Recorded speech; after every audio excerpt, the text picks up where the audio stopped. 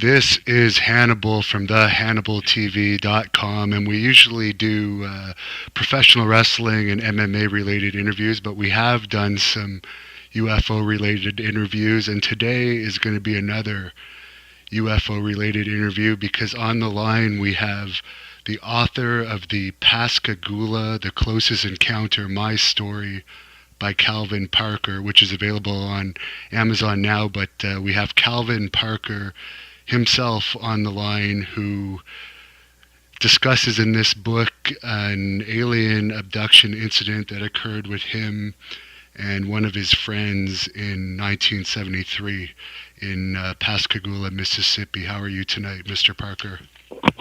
I'm great. How are y'all?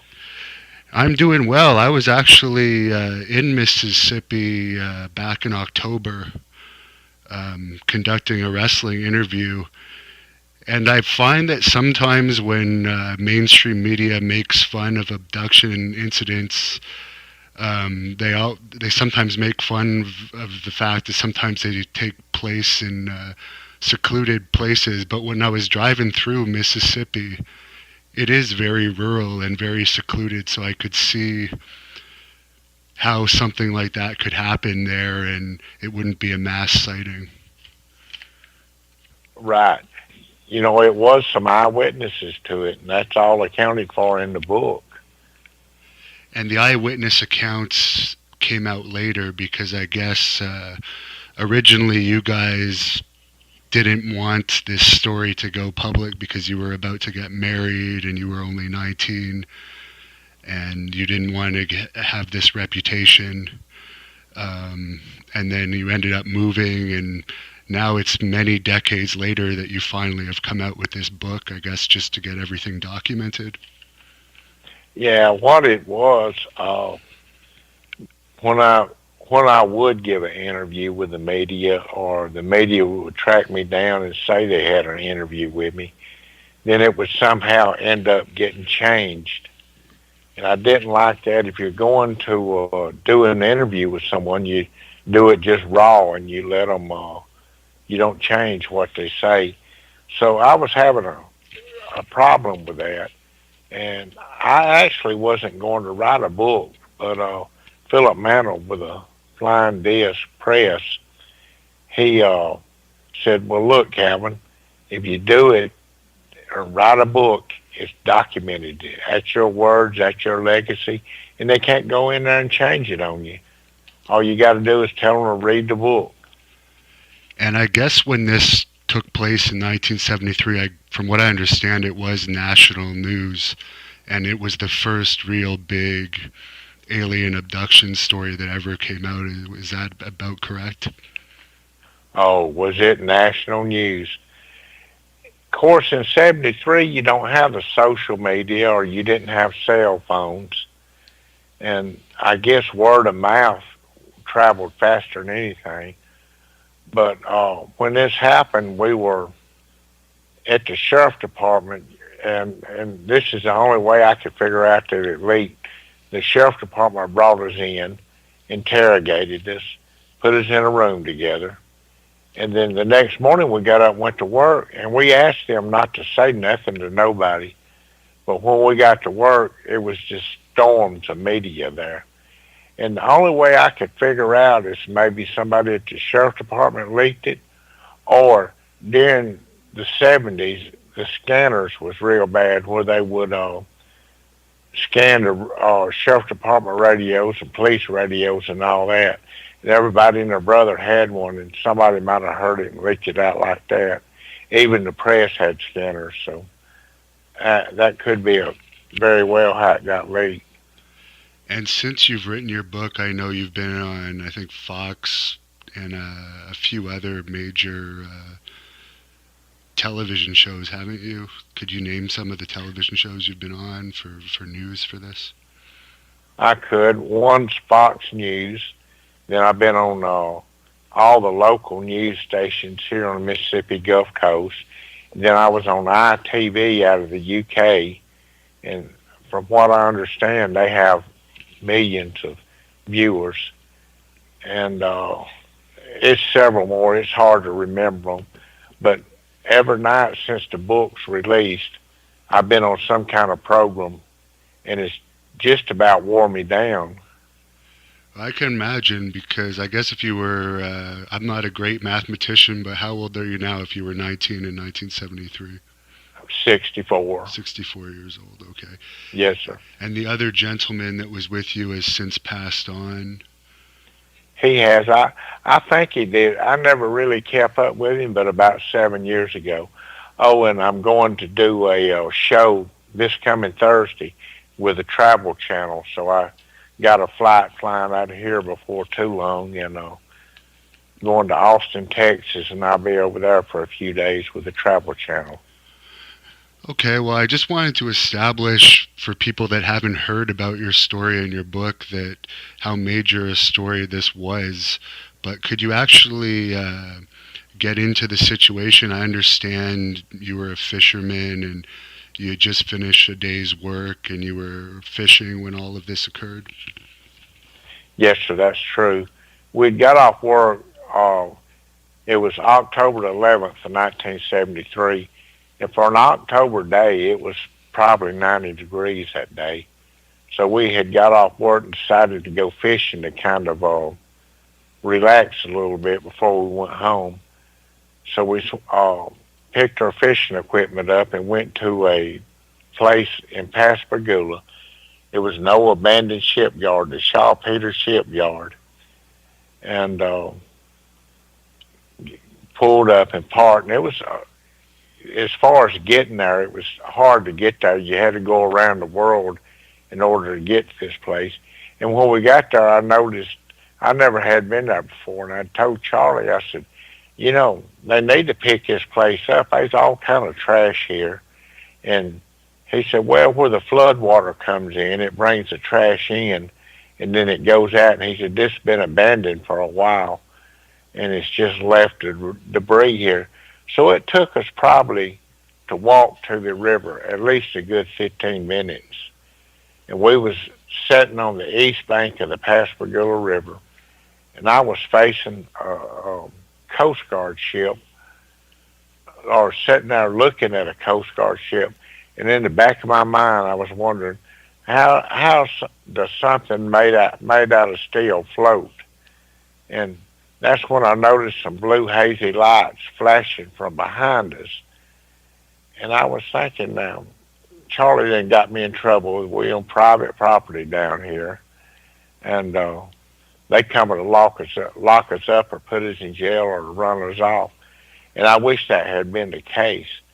As I stood up and turned around, and Charlie turned around about the same time I did, there was a craft, a large craft. You couldn't tell the color because it was blue lights, hazy blue lights flashing from it. And then all of a sudden, it just one big bright light just over flooded us where we were. And what I figured that was probably the door on the craft that opened up. And it took just a few seconds to get to where we could see there because of that bright light. And by the How time we big got was to where this craft? Just I want to say it was probably 80 foot long and 10 foot high at the doors. Uh, it's really hard to tell how big it was because we was really blinded by the lights. and you were And in shock by, too, I imagine. oh shoot, yeah. And by the time these beings that floated out of the craft and picked us up, two of them got a hold of Charlie, one got a hold of myself. And I immediately felt an injection in my arm, and that kind of settled me down, but it paralyzed me. I I couldn't turn my head or nothing, look to my left or right, but I could see everything straight in front of me, and I was conscious of the noises and the smells and everything that was going on. So he took us to the When they floating. floated out, how high were they off the ground, would you say? I'd say approximately 2 foot. Okay. Do you think it was the suits that they may have been wearing that would have allowed them to float, or do you think they could have You just know, had the ability to I float? thought about that a lot, and it's they had to have somehow to float, whether it was, but I didn't hear any noise coming out of their suits or anything like that. So, I'm really not, I'm really unsure about all this. But I do know one thing. When they grabbed me by the arm, I automatically lifted up to the same level they were, and it wasn't any pain. So it could be something magnetic or something like that that floated us up. And what did But they there was look just, like? What did they look like exactly? The ones that came to get you when they came to bring you inside the craft. well, they was probably 4 or 5 foot tall. They didn't have a neck. They was built real husky looking, and had long arms, and they looked like they had mittens on or crab-like hands, but they had gray metallic skin, kind of like an elephant.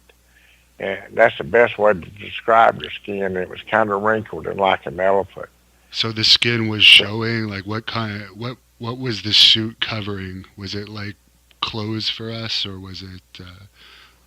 Now, I'm not for sure that they even had clothes on.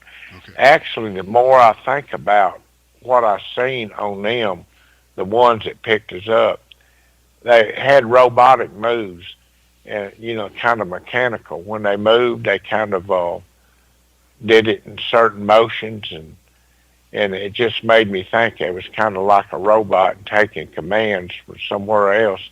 And then that would make more sense as I got on the inside. There was more of a feminine looking creature that did the examination and all on us. But And you couldn't run away, I guess, because you were surrounded by water, and the craft was in front of you. And by the time they came out, I guess you couldn't move. I guess you felt no, paralyzed. sir, you couldn't. Because I did think about running. 'Cause I kind of looked to the left and looked to the right, and there was water on both sides, water in the front. And I was a strong swimmer and all, but there was so much debris in that water where they had worked on them ships, and it was kind of jagged looking metals and everything else in there. So I didn't want to take a chance of doing that. And I was thinking, it happened so fast you really couldn't think. They was just on us and picked us up and took us aboard that little craft. So When what's going through your head as you're being brought aboard this craft? Actually, at the moment, I was thinking the Ingalls shipyard, which works on uh, ships for the military and experimental projects. Now they got a drone program going on. I was thinking to myself, there's some of them big rednecks up there out for a joyride, and they just figured they'd pull a joke on us, and this will all be over in a minute. But it went a lot further than that. It actually went into like a crime mode. If this had been done by a human, it would be a crime. The police would investigate it and call it like a home invasion or an invasion or something of that And I sort. believe they even have. Isn't abduction a crime? You can abduct somebody, can't you? No, sir, you can't. It's a solid crime. Okay. If I was sitting on my couch in here and somebody busted the door down and drug me out to their van and did that, I mean that's a lifetime crime right there. I mean they'd go to the pen a long time here in the States for that. Yeah. So you're being brought inside this craft. What do you see once you go inside? The first thing I did, of course, my eyes was fixed straight in front of me, and I didn't have no control where I could turn. But the first thing I wanted to see is why was these lights so bright and where were they coming from? But the lights seemed to be coming out of the wall in the craft. It just kind of illuminated out, kind of like if you painted a room with lights and you opened the door and they just shined. So I looked and the lights was bright, and we made an immediate left. Now I've lost track of where Charlie is or what he was doing at this time. Really didn't care at this time. So we made a left, and then he made a right, and he took me into a little room and laid me on a table at about a 45-degree angle. And he backed up out of the way. That's when the other being come in. Now this other one, I believe I could have took it or her. I call it a her for some reason. But if I could have had all my senses about me, I believe I could have grabbed her and run out the door and had evidence that day. So she But wasn't a robot, like she was less robotic than the other ones? right, she had normal fingers. Of course, she didn't look normal in the face or anything, but she was more human-like than what this soldier was that I call it. And the first thing she did was grab me by the cheek and pinch my skin, and then take her fingers and run down my throat and try to come up through my nasal cavity. And that's when I started bleeding and, losing my breath and all. And it was just like she told me, but her mouth didn't move. But she just put this thought in my head, we're not going to hurt you, it's okay. And then she backed up a little bit. So it was just a telepathic, almost like thought. You knew it was coming from her. Yeah, I just knew it did. It wasn't because her mouth moved or anything, but it was just a telepathic thought. Now, something else when we went in, there's something come out of the ceiling about the size of a deck of cards, and it stopped about a foot before it got to my head, and it made a clicking noise. Then it went to the side of my head, to the right, and it made another clicking noise. Then behind my head, and then to the left of my head, and then it went straight back in the ceiling, and I figured that was some kind of a MRE or MRI or something like they do more or less today. Now, I don't know the purpose of all of it, but I figured it's something medical. And I think that this that examined me was more like a doctor than anything, and she just wanted to examine us and see what was going on. So in the back of my mind, I was used for an experiment, or like they used to experiment on animals around here. But after she telepathically sent that thought, she backed up out of the way, and the old big robotic creature, ugly one, he came back in because I was starting to kind of come out of my trance a little bit, get to where I could move, grab me by the arm. Well, when he did, I felt like a puncher. And then later on at the examination at the hospital, they said it was one. So I figure he injected something in me to kind of settle me down. And that's when he picked me up, carried me back outside, set me down on the river, facing the river, my arms stretched out. And next thing I knew, I heard Charlie, Calvin, you okay? And I turned around and looked, and the craft, the light, the bright light just disappeared. I figured that's the door closing. And it just picked up, went straight up into the air and disappeared real quick. So we sat around a little while to try and figure out what to do. Of course, I was wanting to go ahead and get out of there. Charlie said, no, wait a minute. Let's sit down here. And we sat down and we talked about it for a few minutes. I said, look, Charlie, he wanted to call somebody. And of course, it wasn't pay phones then, so you had to go to a phone. I mean, it wasn't cell phones. What did they do to him? So, was it similar to what happened to you, or was there anything different? Because obviously, he told you his experience, I imagine. No, I never asked the man. He never told me. We never really talked about our experience. Okay, now, so it was more of a panic, like, what do we do? Like, do we tell the police? Yeah. Do we go home? Do you think we've been infected with something? Right. Now, I was worried about being some kind of, because they didn't look real healthy to me, and I was worried about getting some kind of a disease, airborne disease or something, or maybe radiation. And I brought that up when we were sitting there. Charlie, we need to go get checked. If we do anything, need to go to the hospital. And he said, don't worry about that. So he never was really concerned about none of that until later on when I brought it up the next day to the sheriff's department. And then they got kind of worried about themselves. But So you we eventually sat called the down. sheriffs. Oh, yeah. We left there. When we sat down and talked, I said, Charlie, I don't want nobody to know. I'm going to get married in a month. I don't want to have to explain all this bull back home. And, well, we're not going to tell nobody. But we got up, went to the car. I had trouble cranking the car. It was a brand new car. The window was shattered on the passenger side. All the windows on that side shattered in place. Finally got the car cranked. We went to the store, and that's when Charlie Why were the windows called. shattered? Was that from the vibration of the craft or something?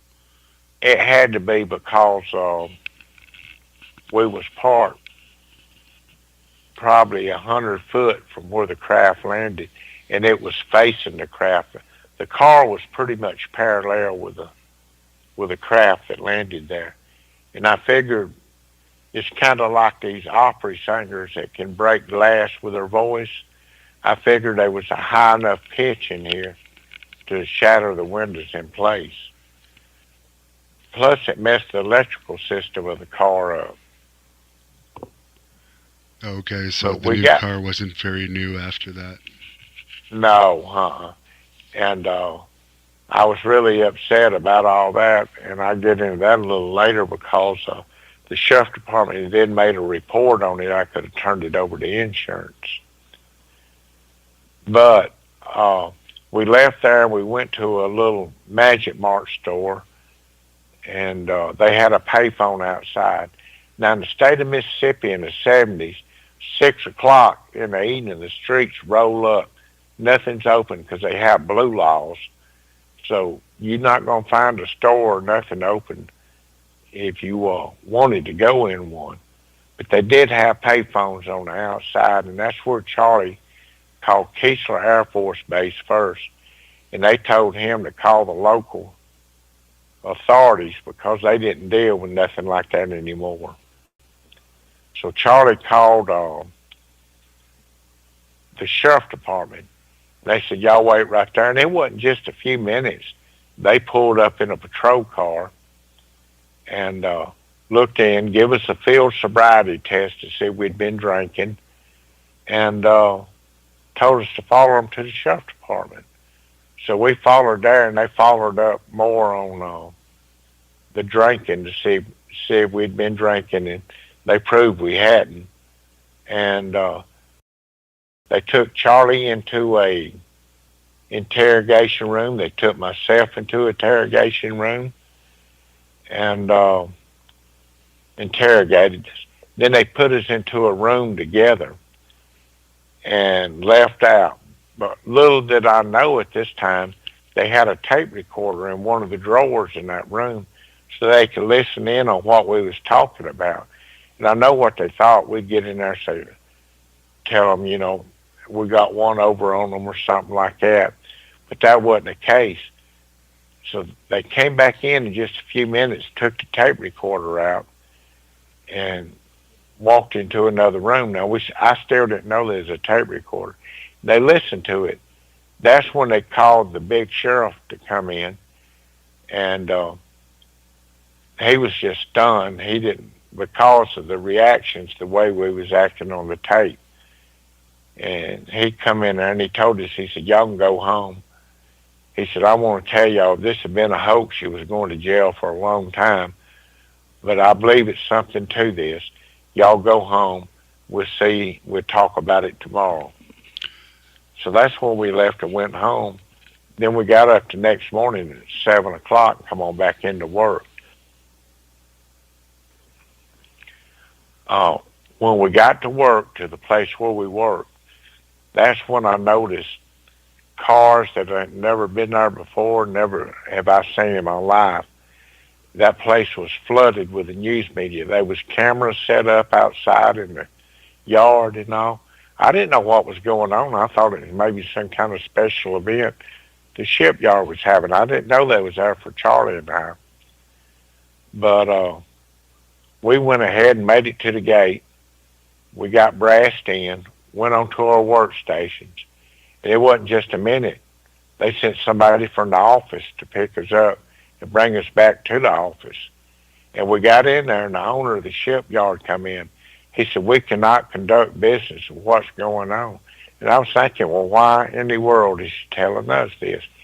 He said, the press is here because something happened to y'all, you two, last night. And they want to interview. And the phones is ringing. We can't even conduct our business because of the phones ringing the way they are. So I thought, uh-oh. And sat back and thought just a minute. They said, we got our company lawyer coming over. He's going to give a press release. And then y'all going to the hospital and get checked out. Then you're going to Keesler Air Force Base and be checked for radiation. And that's what happened. They come down, they gave us a press release, or he gave a press release. He escorted us with the sheriff department to the hospital.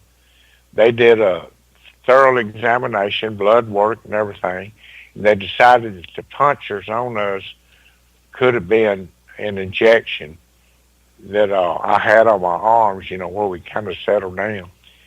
Then they took us to Keesler Air Force Base, and they checked us for radiation.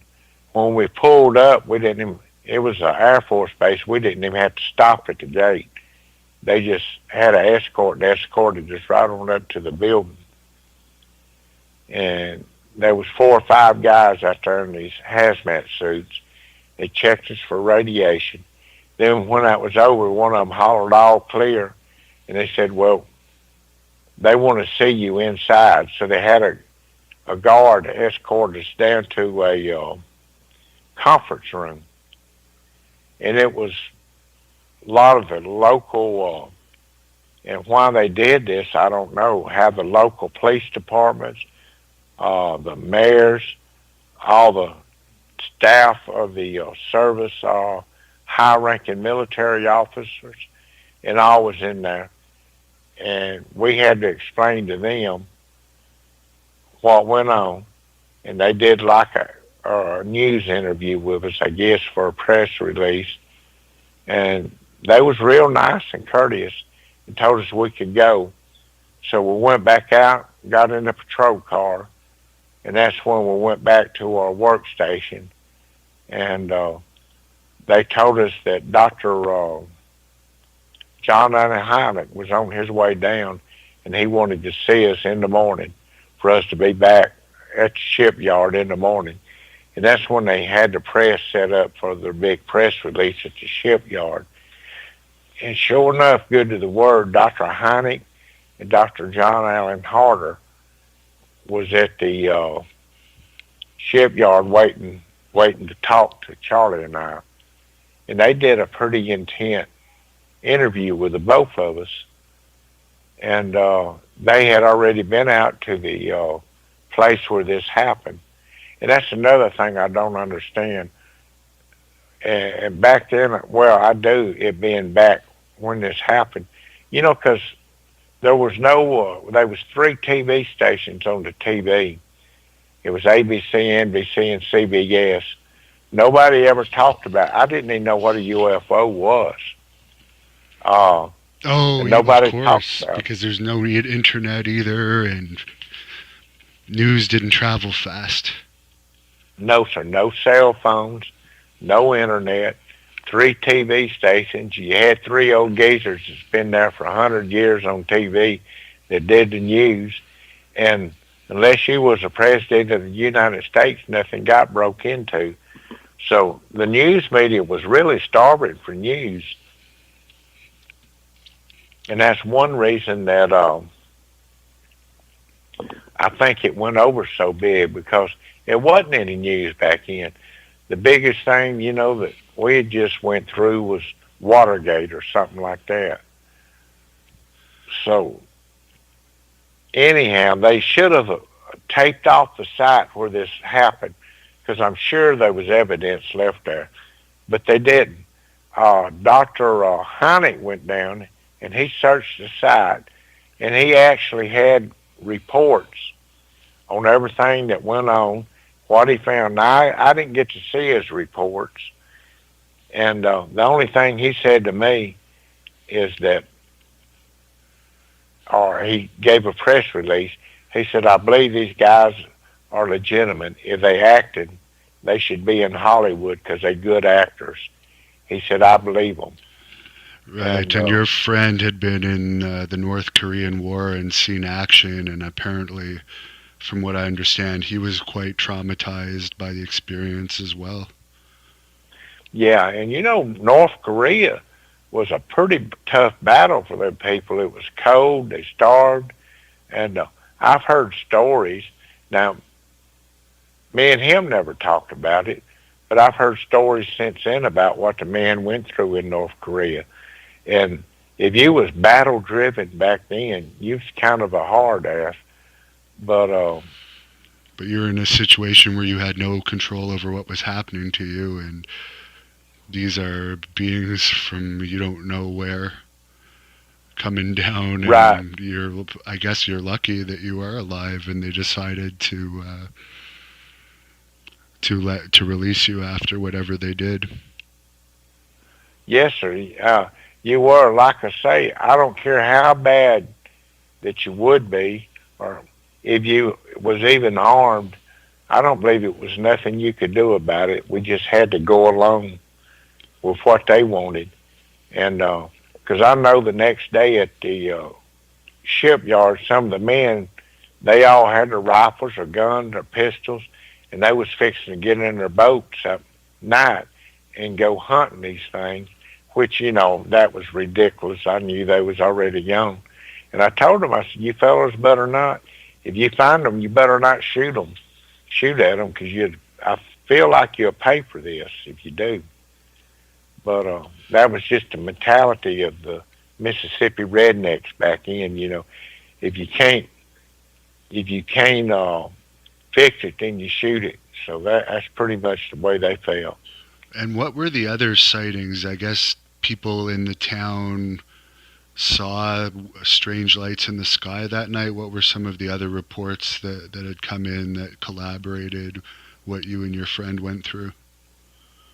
We actually had a parole officer that was going across the bridge that night, and he seen it, so that would put law enforcement there. There was a preacher that seen the craft when it picked up off the ground of one of the churches in Pascagoula, and he seen the craft leaving.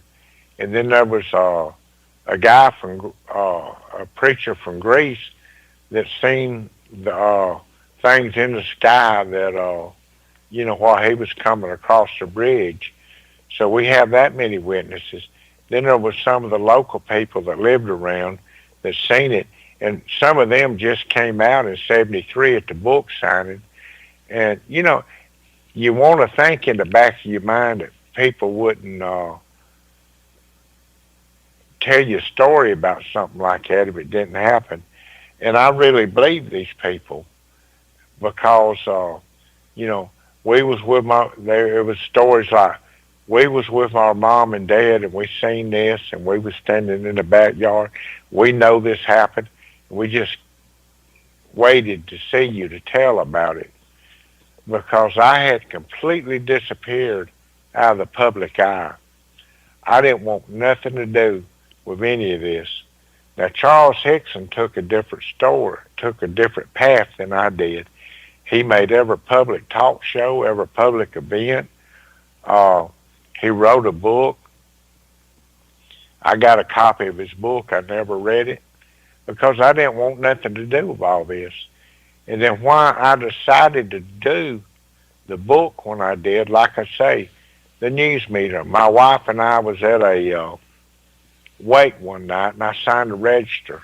Now, this was 45 years later, and I signed a register, and somebody recognized my name on the register. That's how far, the memory a lot of people around here about this story. And they asked me, are you the Calvin Parker? I said, well, I guess I am the Calvin Parker. They said, no, the one that got abducted in 73. I said, yeah. I said, but look, this isn't the place to talk about this. This man has a family in here and they're grieving, and all these people standing around me wanting to hear the story. So I told my wife, let's get out of here. And on the way home, she said, look, you've never talked to me about this. We've been married 45 years. You never talked to me about any of this. You never told your friends about none of this. You never said nothing to nobody about it. None of the families ever asked you about it because they always thought that was a personal deal. And she was telling the truth there. You know, I never had talked about it. Nobody's asked me about it. Everybody just kept it quiet. So she said, why don't you write a book and tell your story? Well, I don't have much of an education, but I told her, I said, okay, you know, just to get her off my back, I said, I'll find a ghostwriter and we'll write it. Knowing that I wasn't going to look for a ghostwriter or would never find one probably if I did. But it just so happened that the next day my phone was ringing and it was Philip Mantle. And he had some questions he wanted to ask me about Charlie's book. Now, he's the publisher of my book, The Flying Disc, in the UK there. And he had some questions that he wanted to ask me about Charlie's book. And I told him, I said, you know, I don't know nothing about Charlie's book. I don't even have a copy of it. He said, really? He said, I want to ask you stuff. I said, I don't want to talk about it. I said, I got enough problems on my own. I explained to him what happened at the wake the day before. He said, why don't you write your own book? You put it, it's your legacy. You put it down. Nobody can change your story then. It's black and white. And you write that, then it speaks for itself. You can do away with these interviews. Just tell them to buy the book. And that made a lot of sense to me. And I said, well, let me think about it. I've been kicking around writing a book. I said, I'll get back to you. Well, we hung the phone up, and I had never had intentions on getting back with him about a book. I just said that to get him off my back and keep my wife's mouth shut. So it wasn't a week later, the phone rang, and I picked it up. It was Philip again. Well, between Philip and my wife, they talked me into it. I said, well, I don't have nothing but just a few notes that I had taken down trying to remember stuff, Philip. And that was the truth. Because during the Hurricane Katrina, you know, we lost everything. We had 8 foot of water in the house. So, you know, we didn't have no records or nothing that survived all that. But just my memory where I had just jotted down. He said, well, send them to me. Let me see them. And I guess he was thinking I was had a manuscript or something I was writing. I sent them to him. The next day, he sent them back. He said, that's quite a mess. He said, we got a lot of work to do to get this book out if you want to write a book. I said, Philip, don't have an education. I don't know anything about it. I said, but one thing I do know is what happened to me. I know I've never shared it. I've got a lot of pressure on me, people wanting to hear about it. And I said, the people that I know and the people that live around here especially deserve to hear about this. I said, I'll try. I said, with your help, I'll try it. And that's when I started putting a book together. Of course, I went and bought a computer so I would have spell check on the computer. Because, again, I didn't know how to spell, so, you know, I just needed some help with it. And I sent him the first chapter, and he sent me an outline, chapter to chapter, what I needed to do. Like, chapter 1 needs to be introduce yourself, how you met, chapter 2, how you met Charlie, chapter 3, the encounter, and then the aftermath was after that. And that's kind of the outline I took. And Philip has been a real champ through all this. He I mean, I couldn't. There would be no book if it hadn't been for Philip Mantle. So I wrote the book, and I told him, I said, Philip, the only way I'm doing this, I know I'm a redneck. I know I don't know literature. I know I don't know how to write a book, and I don't really care. I said, the only way I'm going to do this, if nothing has changed in this book, nothing's edited, the way I give you this book is raw, and that's the way I want it to stay. And he said, well, you don't want to edit it. I said, no, sir, I do not want to edit this book. I want it raw. And we had that agreement up front. Now, he's took a little flack over that, but, it's really worked out. The people that's read the book said it's like sitting in the living room with you and you telling the story.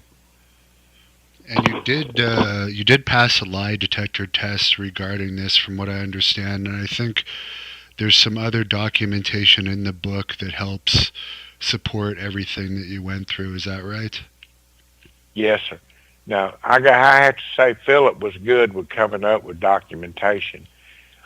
We have a lie detector test, a voice stress test, went under hypnosis, went through some kind of other little truth test they was coming out with, uh, where they hook electricity to you, you lie, it shocks you, and it's a pretty good shock because they tell you to tell them a lie. It put a pretty good joke into you. Now, I didn't put this one in the book. When you mentioned lie detector test, I just thought of it, how painful this thing was to tell a lie. And I wish I had one here. I'd like to hook it to people when they walk in the door. But yeah, Philip did really good about documenting.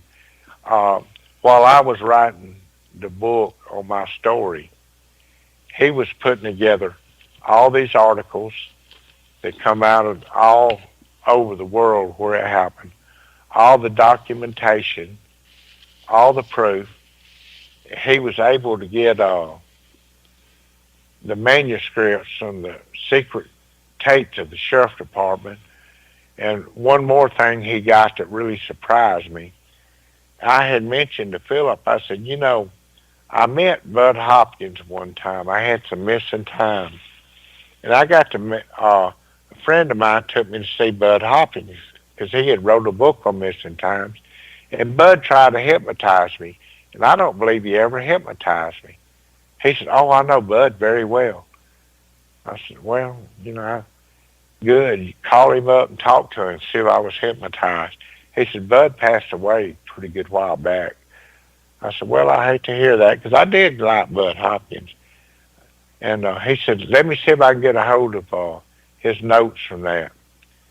Now, I never thought Bud hypnotized me, but Philip was able to he called Dr. Jacobs, and Dr. Jacobs had all his information and all. And he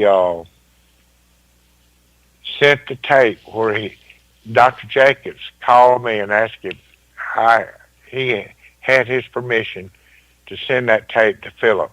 I said, certainly you do. But I still had no idea I was hypnotized. And Philip got the tape and he wrote it in the book. He transcribed it out in the book. Now we have a copy of the disc. But he transcribed it.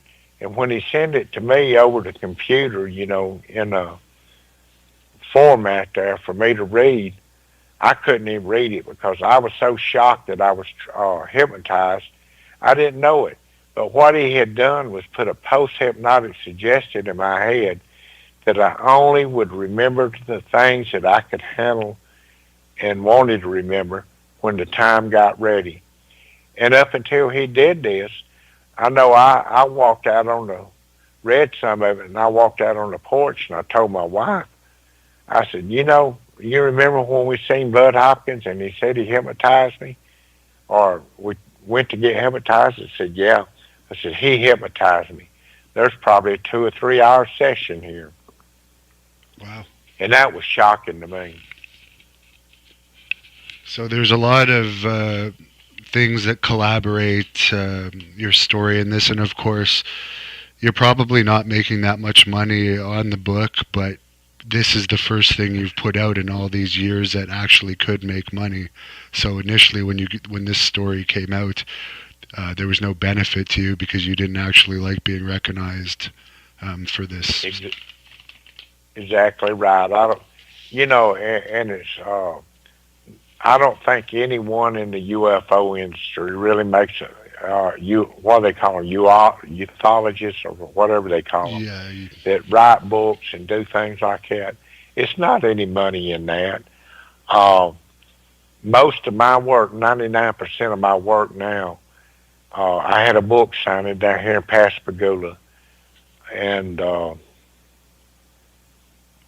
got to talk to the people and meet the people.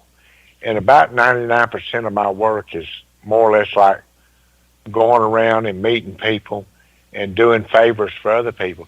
Now, like Pascagoula has put together a fund to help the city, and I go and do book signings and all, and they sell books. And I just get a little bit off every book. It's not a whole lot. Now, it could possibly, we got things working, and I'm not in this for the money because my living's made. I'm retired, and but we have things making that could possibly make a little bit. Now, like everybody says, well, you on the radio or you're on TV every day. I said, yeah, I am, usually 2 or 3 times a day.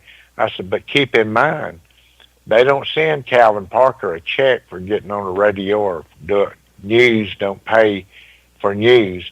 I said, this news, that's what it is. And I don't want to charge for what I'm doing like this.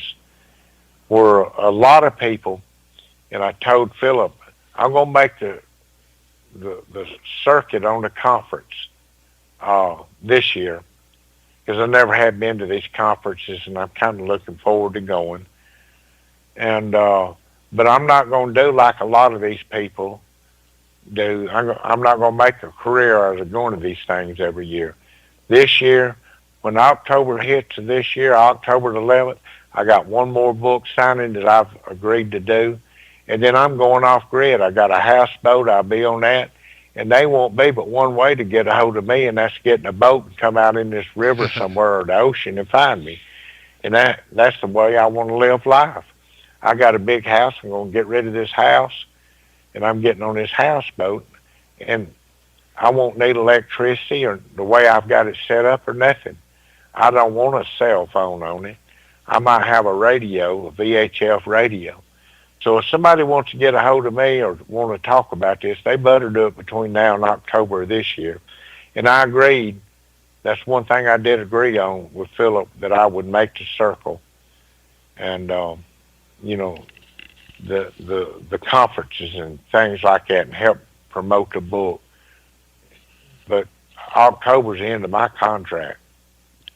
And what do you think now that the internet's out there and YouTube? There's lots, of course, there's some fake videos out there, but there seems to be a lot of very unexplainable UFO videos coming out all the time. Do you think it's getting more accepted in mainstream culture now, and it's less of a joke than it was in past decades?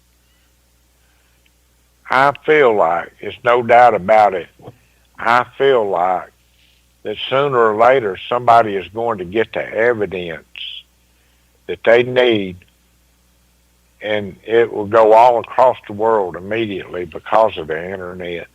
You can get on this thing and see anything. I was talking to a reporter that interviewed me, Doug. He's a local reporter here for ABC News. And he said, after Katrina, I thought the highlight of my career would be going to Washington and talking to the president when they was trying to appropriate funds for down here. And I thought that would be the highlight of my career. But when I got back home, he said, you know what the highlight was, what got more interest than anything I've ever done? I said, what was that, Doug? He said, one of these rednecks in Van Cleve, Mississippi, which is just right over Pascagoula here, had a deer cam out in the woods, and they got pictures of UFOs on this deer cam, and it hit the internet, and it's exploded. It's all over. And he said that got more attention than what what I did going to Washington. I said, so I guess the deer cam's the highlight of my career. And it is a matter of not just national but international security. If these things are in our airspace, we don't know if maybe they are from Earth, from an enemy country, or probably they're not. Probably they're from somewhere else. But this is kind of a dangerous thing if these things are in our airspace and they're undetected. Oh, it is. And it's something that will, sooner or later, something's going to have to happen. Now, personally, I feel like they might travel now.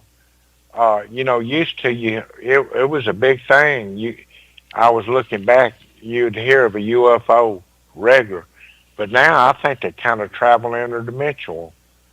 So, it's a big deal. It is national security, Well, and we that's one reason they keep it quiet.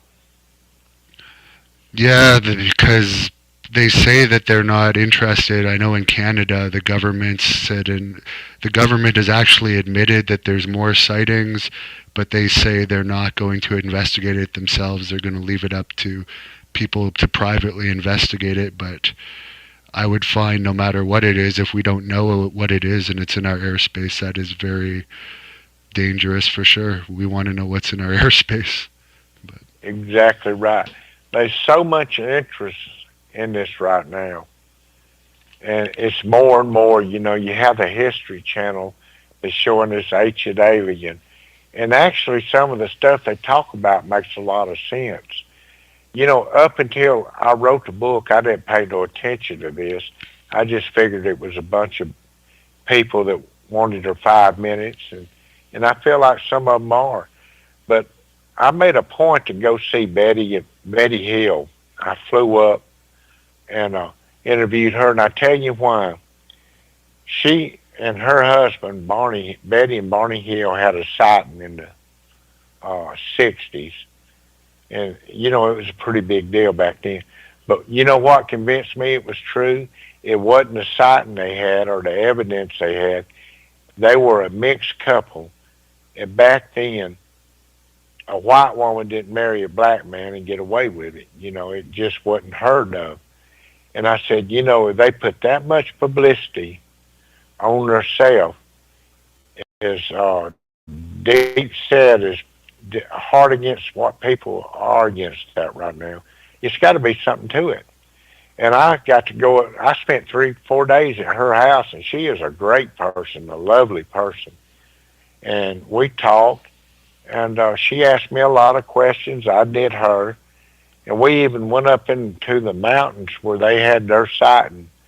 And she said that every now and then she goes up there and looks, and she sees something. Now, I don't know, but that was good therapy for me to go see her. But that was the reason I really believed her, because she wouldn't put that much pressure on herself, not in the '60s, if that hadn't happened. so in the end, do you consider yourself kind of unique for having this experience and you're not that upset about it anymore, or is this still something that traumatizes you and you'd rather that it never happened to you, and the pain and suffering you've been through isn't worth the experience? Well, I had rather it not happen, but the older a person gets, the better they learn to deal with things. And that's the situation I'm in. You know, I had to learn to deal with it because I didn't want to die and take us to the grave and people not know really what happened to me. I had a friend, and we was sitting over there on his porch drinking a cold beer, to be honest with you. And he said, "Where have you been, Calvin?" I said, "Oh, I've been writing a book." He said, "What you been writing a book about?" Well, I told him. He said, "We fished together." He said, "We've told each other many a lies, but you never lied to me about this because you never talked to me about it." So that's when I knew I was doing the right thing. Plus, my wife, she had no idea. I have a daughter, she had no idea. Uh, I had a certain group of friends, and it's not that many of them because I didn't trust too many people. But the friends that I had, about 6 or 7 of them, we all have boats. We all love to fish. We all live on the river. One of them had about $1 million houseboat down here.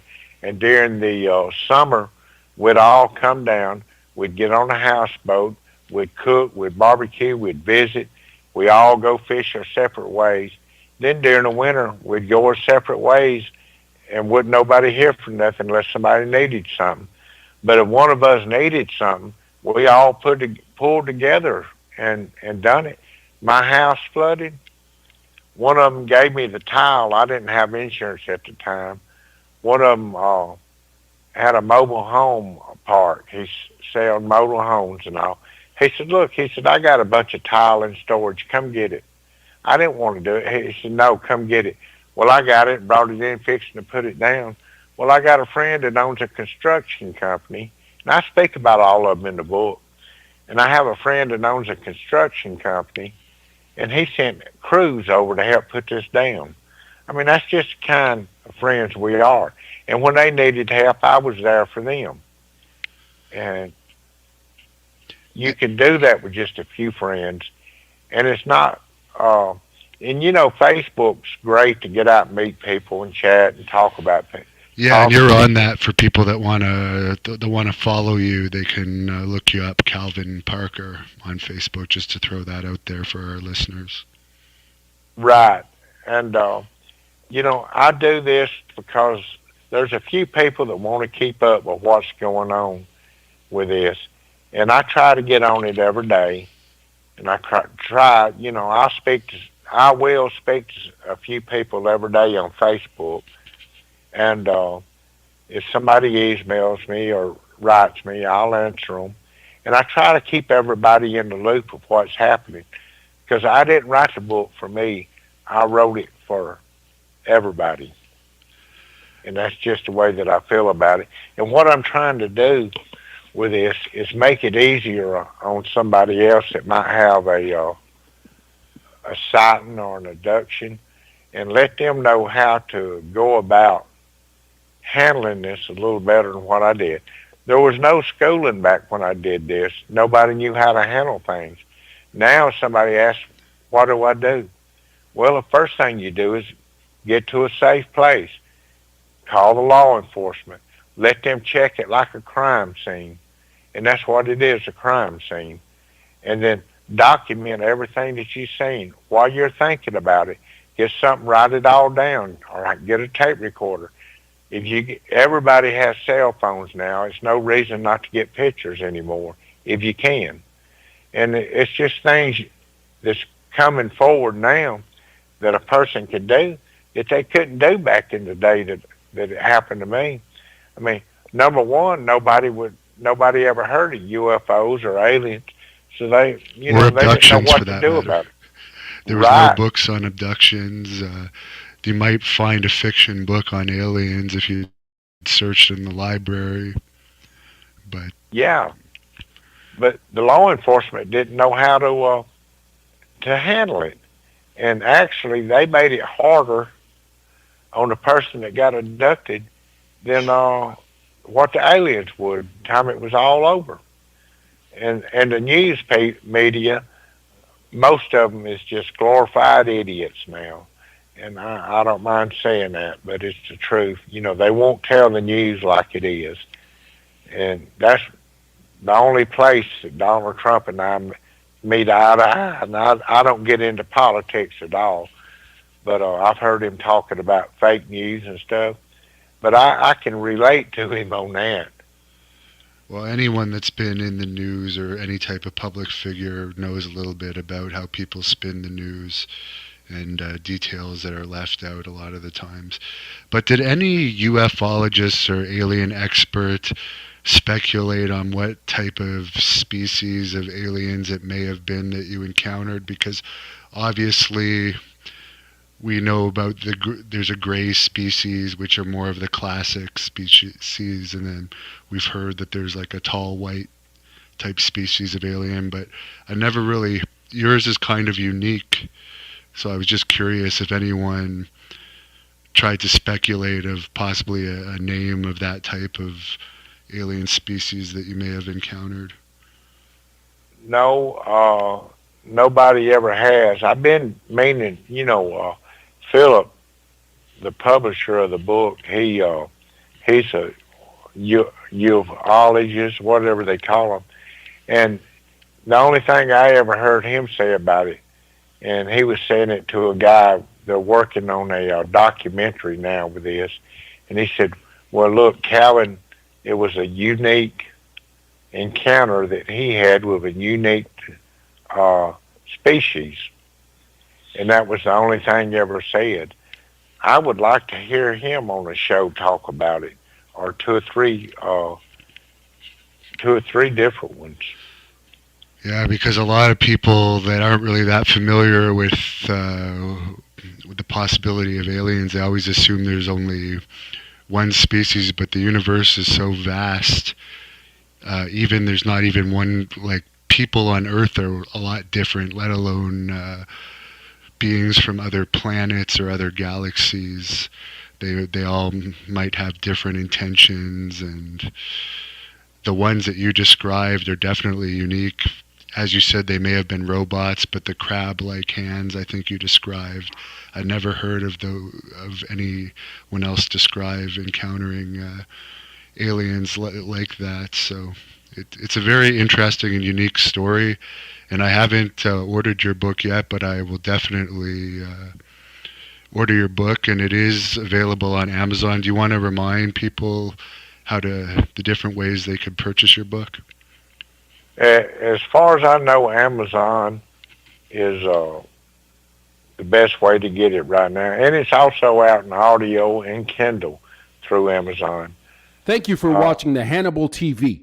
Please like this video if you enjoyed it, and click the subscribe button to not miss any of our latest shoot interviews, match videos, or news updates.